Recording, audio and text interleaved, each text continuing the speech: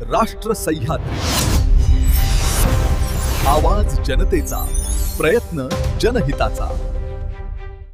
राहुरी तालुक्यात दिवसाढवळ्या घडलेल्या एका थरारक घटनेने खळबळ उडाली आहे। तालुक्यातील तुळापूर येथील रमेश बाबूराव हार्दे यांच्या घरात घुसून दरोडेखोरांनी दरोडा टाकला असून यावेळी झालेल्या हल्ल्यात घरातील महिलेला गंभीर दुखापत झाली आहे। मिळालेल्या माहितीनुसार आज दुपारी 12:30 ते 1:30च्या सुमारास काही अज्ञात इसम रमेश बाबूराव हार्दे यांच्या घरी शिरले।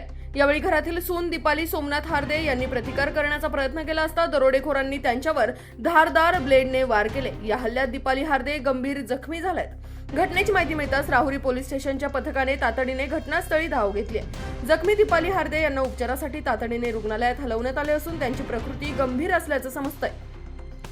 सध्या पोलीस घटनास्थळाचा पंचनामा करत असून परिसरातील संशयितांचा शोध घेतला जात आहे।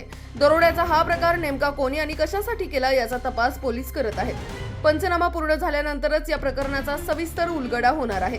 पोलीस या प्रकरणाचा कसून तपास करत आहेत। राष्ट्र सह्याद्री न्यूज साठी प्रतिनिधी सोमनाथ डोळे, झरेकाठी। राष्ट्र सह्याद्री,